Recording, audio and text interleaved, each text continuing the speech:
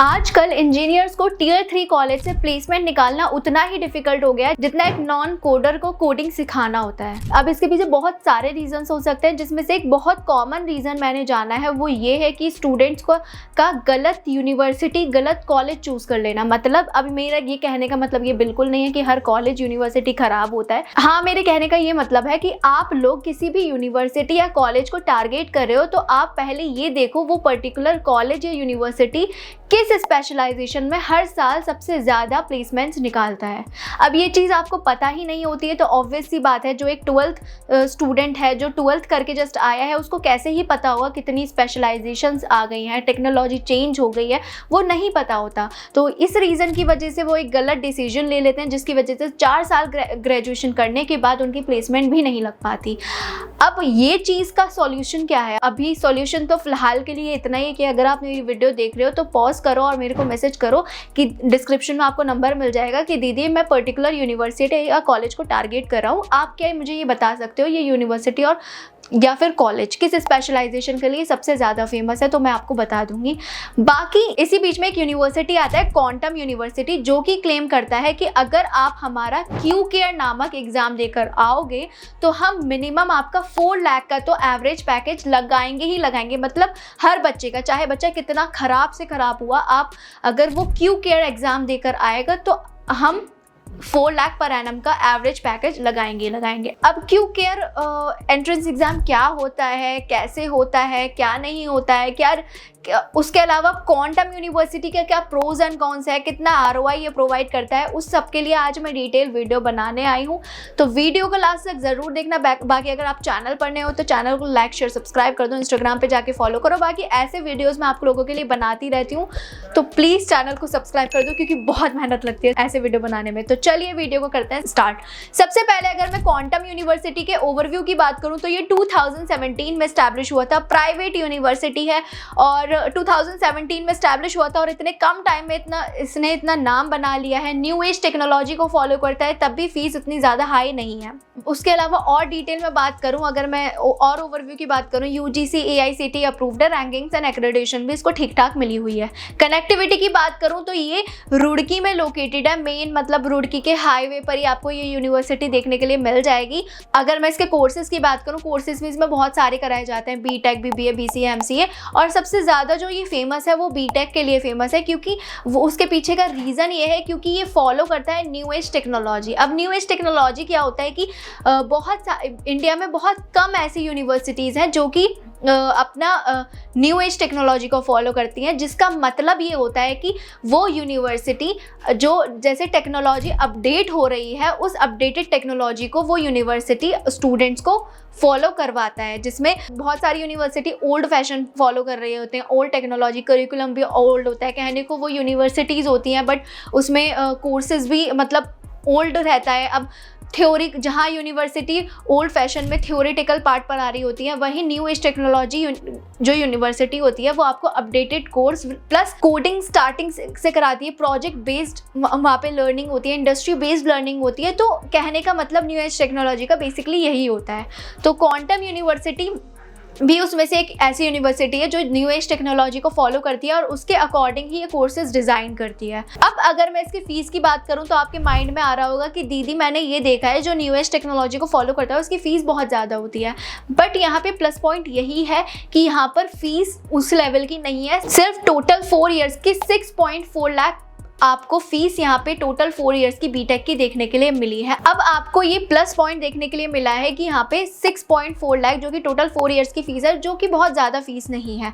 अब फीस कम है लेकिन उसके अलावा यहाँ पे स्कॉलरशिप्स भी इस फीस में देखने के लिए मिली है। बहुत तरीके की स्कॉलरशिप्स होती हैं, वुमेन हो तो वुमेन स्कॉलरशिप्स बहुत तरीके की होती हैं, अकेडमिकली स्कॉलरशिप्स बहुत तरीके की होती हैं जो कि स्टूडेंट्स को नहीं पता होती हैं। आप एक बार मैसेज करके पूछ लेना अपनी 12th की मार्कशीट और JEE अगर दिया है नहीं दिया है एक बार मुझे बता देना, मैं आपको बता दूंगी कितनी परसेंट स्कॉलरशिप मिल सकती है, आपको पता लग जाएगा। अब बात कर लेते हैं इसके थोड़ा एडमिशन प्रोसेस के बारे में। अगर मैं इसके एडमिशन प्रोसेस के बारे में बात करूँ तो 3 तरीके से आप यहाँ पर एडमिशन ले सकते हो। पहला तो 12th के बेसिस पर, अगर आपके अच्छा खासा मार्क्स आया होगा तो 12th के बेसिस पर ले सकते हो। दूसरा आप जेईई मेंस के बेसिस पर भी ले सकते हो। अब अगेन इन दोनों के बेसिस पर कोई कट ऑफ तो ये रिलीज करता नहीं है, बस एक एलिजिबिलिटी क्राइटेरिया रिलीज कर देता है कि अगर आपके मिनिमम 50% आ रहे होंगे 12th में तो आप एलिजिबल हो।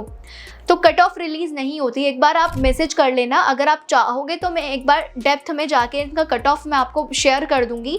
वैसे तो मेरे पास है बट वो अपडेटेड नहीं है, मतलब पिछले साल का है। अगर आप चाहोगे तो मैं थोड़ा रिसर्च कर लूँगी, स्टूडेंट से पूछ लूँगी, मेरे कुछ है कॉन्टैक्ट में वहाँ पे लोग जो बता देंगे कि कितना कट ऑफ इस बार का रिलीज़ हुआ है। एक बार मैसेज करके मुझे रिमाइंड करा देना, याद दिला देना, अगर आप चाहोगे तो मैं पूछ लूँगी उनसे। तो 12th एंड जेईई मेंस के बेसिस पर हो जाता है बट कट ऑफ ये रिलीज़ नहीं करता है। बाकी तीसरा यहाँ पर होता है इनके क्यू केयर एग्जाम के बेसिस पर। अब अगेन क्यू केयर नाम आपने पहले भी मेरे वीडियो में शुरू में स्टार्टिंग में सुना होगा। क्यू केयर एग्जाम के बेसिस पर क्या होता है कि ये सबसे पहले आपको फॉर्म फिल करना पड़ेगा।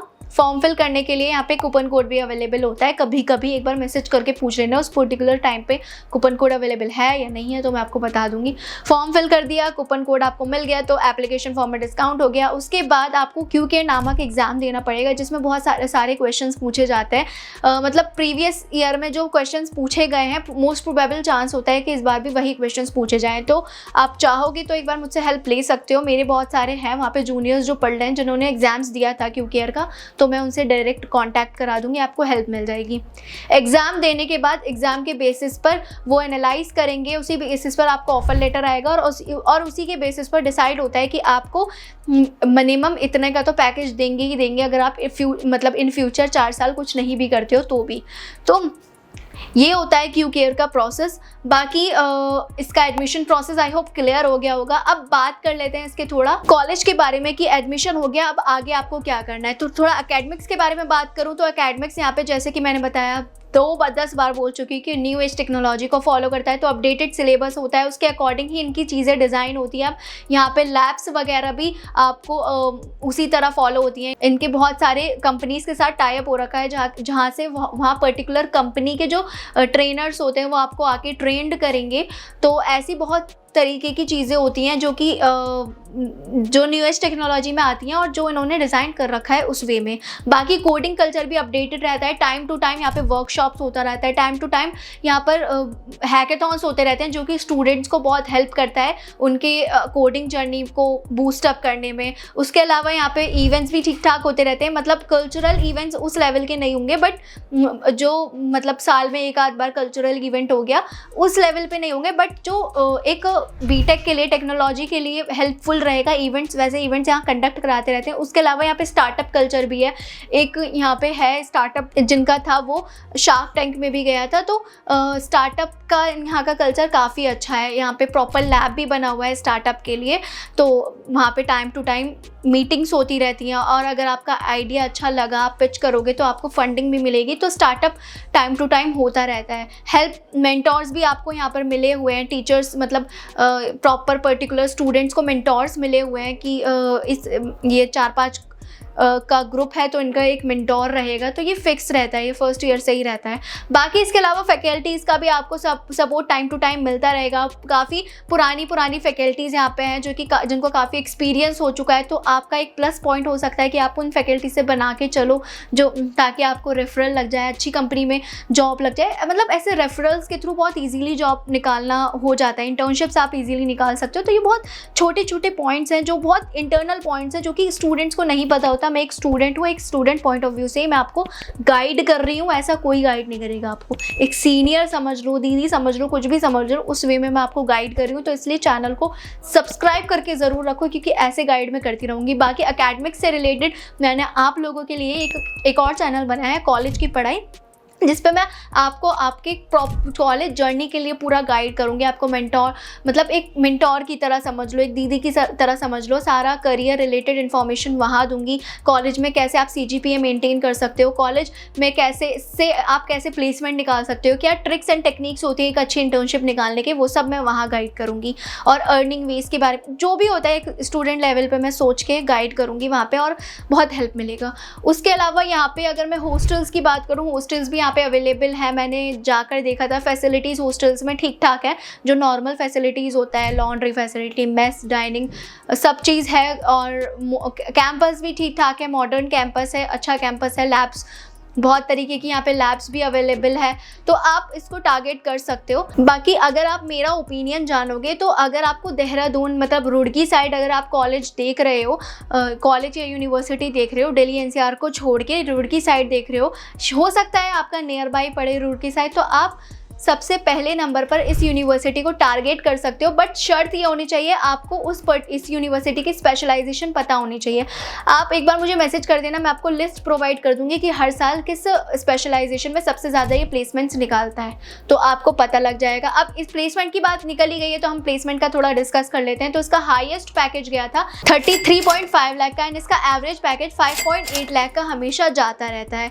अब आपके माइंड में चल रहा होगा कि दीदी प्लेसमेंट की बात निकली है तो थोड़ा आप गाइड भी कर दो। देखो हर साल इनका डिफर करता रहता है स्पेशलाइजेशन, हर साल न्यू स्पेशलाइजेशन आती है न्यू एज टेक्नोलॉजी को देख के। तो एक बार आप मैसेज करके मुझे रिमाइंड करा देना, मैं आपको लिस्ट, मतलब वो मेरे पास प्रॉपर लिस्ट बनी हुई है, मैं वो आपको प्रोवाइड कर दूंगी कि हर साल किस स्पेशलाइजेशन में इनके सबसे ज़्यादा मतलब स्टूडेंट्स प्लेसमेंट्स लेके जाते हैं। तो यही था क्वांटम यूनिवर्सिटी के बारे में एक बहुत डिटेल सा रिव्यू। बाकी इसके बाद भी अगर आपका कोई डाउट बच रहा हो तो डिस्क्रिप्शन में नंबर है, कभी भी बेझिझक मुझे कॉन्टैक्ट कर सकते हो। मिलते हैं नेक्स्ट वीडियो में, अभी के लिए बाय।